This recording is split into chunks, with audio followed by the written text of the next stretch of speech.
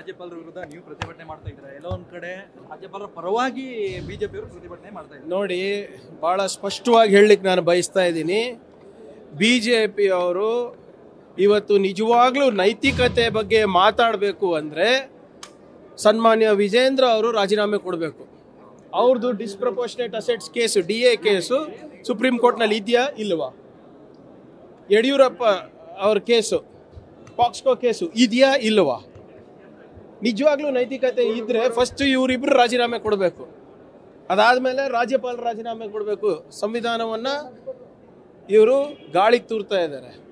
ರಾಜ್ಯ ಭವನನ್ನ ಇವರು ಜಗನ್ನಾಥ್ ಹೌಸ್ ಮಾಡಿದ್ದಾರೆ, ಬಿಜೆಪಿ ಕಚೇರಿ ಮಾಡಿದ್ದಾರೆ. ಇವತ್ತು ಯಾವ ನೈತಿಕತೆ ಇದೆ ಇವ್ರ ಬಗ್ಗೆ? ಇವರು ಮಾತಾಡ್ತಾ ಇದ್ದಾರಲ್ಲ, ಯಾವ ನೈತಿಕತೆ ಇದೆ ಇವರಿಗೆ? ಫಸ್ಟ್ ಅವ್ರು ರಾಜೀನಾಮೆ ಕೊಡ್ಲಿ. ಫಸ್ಟ್ ವಿಜೇಂದ್ರ ಅವರು ಮತ್ತೆ ಬಿಜೆಪಿ ಅವರು ಪಾಕ್ಸ್ಕೋ ಕೇಸ್ ಬಗ್ಗೆ ಮಾತಾಡಲಿ. ಪ್ರೂವ್ ಆಗಿದೆ ಅಲ್ವಾ? ಇಲ್ಲಿ ಏನು ಎವಿಡೆನ್ಸ್ ಇದೆ? ಯಾವುದಾದ್ರೂ ರಾಜ್ಯಪಾಲರು ಇವಾಗ ಯಾವುದಾದ್ರೂ ಒಂದು ಸಾಕ್ಷಿಯನ್ನು ಕೊಟ್ಟಿದ್ದಾರಾ, ಪುರಾವೆಯನ್ನು ಕೊಟ್ಟಿದ್ದಾರಾ? ಸೆಕ್ಷನ್ 17A ನಲ್ಲಿ ಏನು ಪ್ರೊಸೀಜರನ್ನು ಫಾಲೋ ಮಾಡಬೇಕು ಅದು ಫಾಲೋ ಮಾಡಿದಾರಾ? ಎಲ್ಲಿದೆ ಸ್ವಾಮಿ? ಅದೆಲ್ಲ ಆದ್ಮೇಲೆ ಅದೆಲ್ಲ ಇಟ್ಬಿಟ್ಟು ಹೌದು ಹಿಂಗೆ ಆಗ್ತಾ ಇದೆ ಅಂತ ಇಟ್ಬಿಟ್ಟು ನೀವು ರಾಜೀನಾಮೆ ಕೇಳಿದ್ರೆ ಆಯ್ತು, ನಾವು ಒಪ್ಪೋದಪ್ಪ, ಕಾನೂನಾತ್ಮಕವಾಗಿ ಇವ್ರ ಬೇಡಿಕೆ ಕರೆಕ್ಟ್ ಆಗಿದೆ, ಸಂವಿಧಾನಿಕವಾಗಿ ಕರೆಕ್ಟ್ ಇದೆ ಅಂತ. ಎಲ್ಲಿದೆ ಸರ್? ಈಗ ಪಾಕ್ಸ್ಕೋ ಕೇಸ್ ಪ್ರೂವ್ ಆಗಿದೆ, DA ಅಸೆಟ್ಸ್ ಪ್ರೂವ್ ಆಗಿದೆ, ಆ ಬೇಲ್ ಮೇಲೆ ಓಡಾಡ್ತಾ ಇದ್ದಾರೆ ಇವರೆಲ್ಲರೂ. ಇವರು ನಮಗೆ ನೀತಿ ಪಾಠ ಹೇಳ್ತಾರಾ? ಇವರು ಕೇಳೋ ಅಗತ್ಯ ಇದೆಯಾ ನಮಗೆ? ಅಶೋಕ್ ಅವರು ಹೇಳ್ತಾರೆ ಸರ್ಕಾರ ನಿಮ್ದೇ ಇದೆಯಲ್ಲ, ತನಿಖೆ ಮಾಡಿಸಿ ಅಂತ ಹೇಳ್ತಾ ಇದ್ದಾರೆ. ಮಾಡಿಸ್ತಾ ಇದೀವಲ್ಲ, ಕಮಿಷನ್ಗೆ ಯಾಕೆ ಕೊಡ್ಸಿರೋದು? ಸಿಂಗಲ್ ಜಡ್ಜ್ದು ನಿಮ್ಮ ಹತ್ರ ಪುರಾವೆ ಇದ್ರೆ ಹೋಗಿ ಕೊಡಿ ಅಂತ ಹೇಳಿದೀವಲ್ಲ. ಸುಮ್ಮನೆ ನೀವು ರಾಜಕೀಯ ಮಾಡಕ್ ಹೋದ್ರೆ ನಾವು ಮಾಡ್ಬೇಕಾಗ್ತದೆ.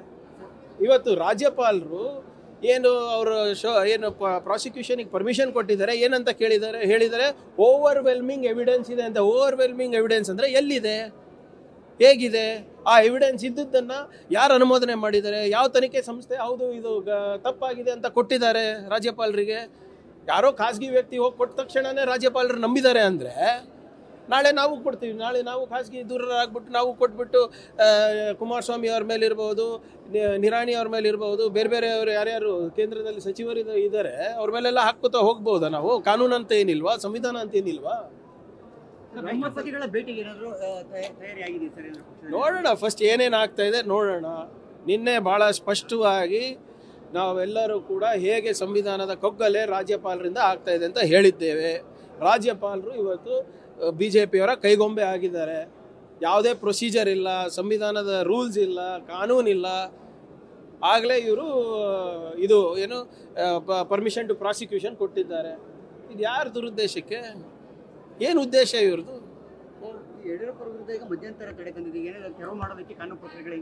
ನೋಡಿ, ಅದು ಕೇಸ್ ನಡೀತಾ ಇದೆ. ನಾವು ಕಾನೂನಿಗೆ ಗೌರವ ಕೊಡಲೇಬೇಕಾಗ್ತದೆ. ನಾನು ಕೇಳ್ತಾ ಇರೋದು, ಇವ್ರಿಗೆ ನೈತಿಕತೆ ಇದೆಯಾ?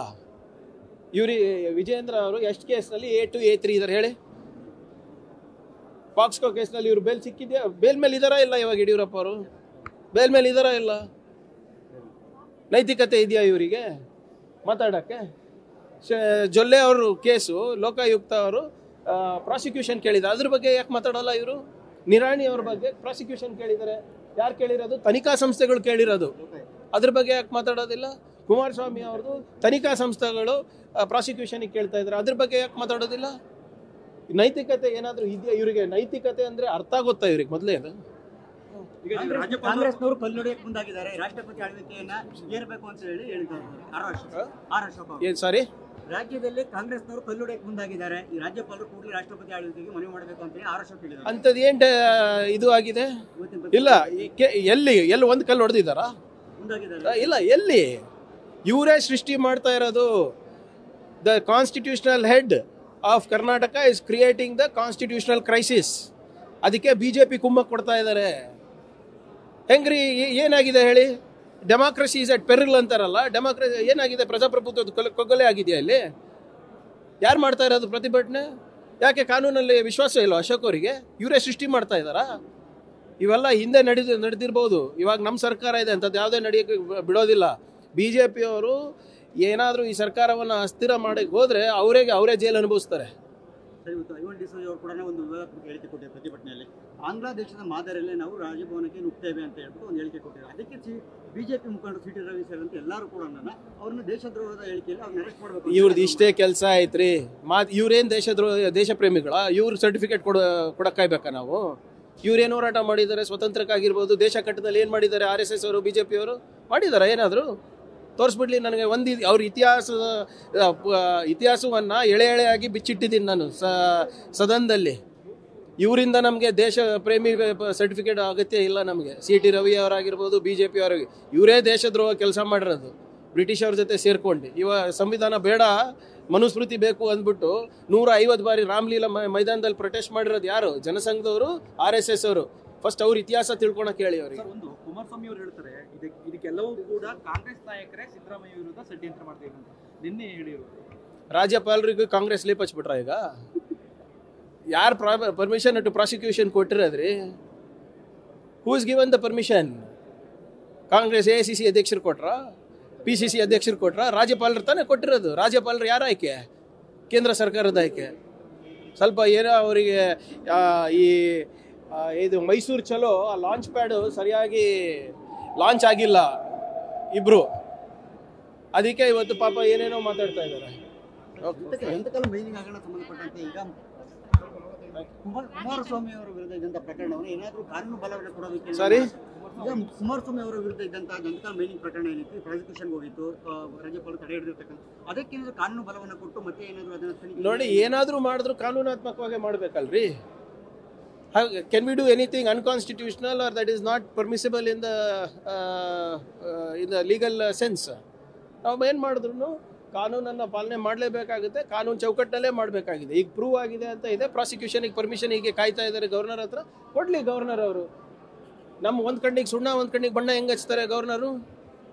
4-5 ಪ್ರಕರಣಗಳು ಕೊಳಿತಾ ಇದೆ ಅಲ್ಲ. ನಿರಾಣಿ ಅವ್ರದ್ದು ಕೊಳಿತಾ ಇದೆ, ಜೊಲ್ಲೆ ಅವ್ರದ್ದು ಕೊಳಿತಾ ಇದೆ, ನಿಮ್ಮ ಕುಮಾರಸ್ವಾಮಿ ಅವ್ರದ್ದು ಇದೆ. ಅವ್ರ ಕಣ್ಣಿ ಎದುರಿಗಿರೋದು ಕೊಡ್ತಾ ಇಲ್ಲ.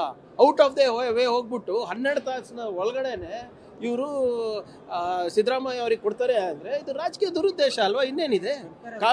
ಕಾನೂನು ಬಾಹಿರ, ಸಂವಿಧಾನದ ಬಾಹಿರ ಇದು. ಸರ್ಕಾರವನ್ನು ಅಸ್ಥಿರಗೊಳಿಸುವಂಥ ಪ್ರಯತ್ನ ಕೇಂದ್ರದಿಂದಲೇ ಆಗಿದೆ. ನಾನು ಅವತ್ತಿಂದ ಹೇಳ್ತಾ ಇದ್ದೀನಲ್ಲ ಸರ್, ನೀವು ದಯವಿಟ್ಟು ಕ್ರೊನಾಲಜಿ ನೋಡಿ. ಮೊದಲನೇದು ಫಸ್ಟು CBIಗೆ ಯೂಸ್ ಮಾಡ್ತಾರೆ, IT ಗೆ ಯೂಸ್ ಮಾಡ್ತಾರೆ, EDಗೆ ಯೂಸ್ ಮಾಡ್ತಾರೆ. ಅದಾದಮೇಲೆ ಯಾವುದು ಫೇಲ್ ಆಗಿಲ್ಲ ಅಂದರೆ ರಾಜ್ಯಪಾಲರ ಕಚೇರಿಯನ್ನು ಯೂಸ್ ಮಾಡ್ತಾರೆ. ತಮಿಳುನಾಡು ನೋಡಿ, ಕೇರಳ ನೋಡಿ, ವೆಸ್ಟ್ ಬೆಂಗಾಲ್ ನೋಡಿ, ಮಹಾರಾಷ್ಟ್ರ ನೋಡಿ, ಎಲ್ಲ ಕಡೆ ಹೀಗೆ ನಡೆದಿದೆ. ಇವತ್ತು ಮೊನ್ನೆ ED ಪ್ರಕರಣದಲ್ಲಿ ಒಬ್ಬ ಸರ್ಕಾರಿ ಅಧಿಕಾರಿಗಳಿಗೆ ಏನಂತ ಇವರು ಪ್ರಚೋದನೆ ಕೊಟ್ಟರು, ನೀವು ದಯವಿಟ್ಟು CM ಹೆಸರು ಹೇಳಿ, DCM ಹೆಸರು ಹೇಳಿ, ನೀವು ಹೇಳಿಲ್ಲ ಅಂದರೆ ನಿಮ್ಮ ಕುಟುಂಬಕ್ಕೆ ತೊಂದರೆ ಕೊಡ್ತೀವಿ ಅಂತ. ಅದೇನು ಎಲ್ಲ ಅದೇ ಅಲ್ವಾ? ಇವರು ಸ್ಟ್ಯಾಂಡರ್ಡ್ ಆಪರೇಟಿಂಗ್ ಪ್ರೊಸೀಜರ್ ಸರ್. ನಾವು ಅರ್ಥ ಮಾಡ್ಕೊತಿಲ್ಲ. ಕಳೆದ 10 ವರ್ಷದಲ್ಲಿ ಇದು ಹೀಗೆ ನಡೀತಾ ಇದೆ. ಮತ್ತೊಮ್ಮೆ ನಾನು ಪುನರುಚ್ಚರಿಸ್ತಾ ಇದ್ದೀನಿ, ಎಲ್ಲೆಲ್ಲಿ ರಾಜ್ಯ BJP ನಾಯಕರು ಅಸಮರ್ಥರಿದ್ದಾರೆ, ಅವರ ಪಕ್ಷ ನೆಲಕಚ್ಚಿದೆ, ಅಲ್ಲಿ ರಾಜ್ಯಪಾಲರನ್ನ ಉಪಯೋಗ ಮಾಡ್ಕೊಂಡು ಅವ್ರ ಪಕ್ಷವನ್ನ ಕಟ್ತಾ ಇದ್ದಾರೆ. ನ್ಯೂಸ್ ಫಸ್ಟ್, ನಿರ್ಭೀತಿಯಿಂದ ನಿಮ್ಮ ಪರವಾಗಿ.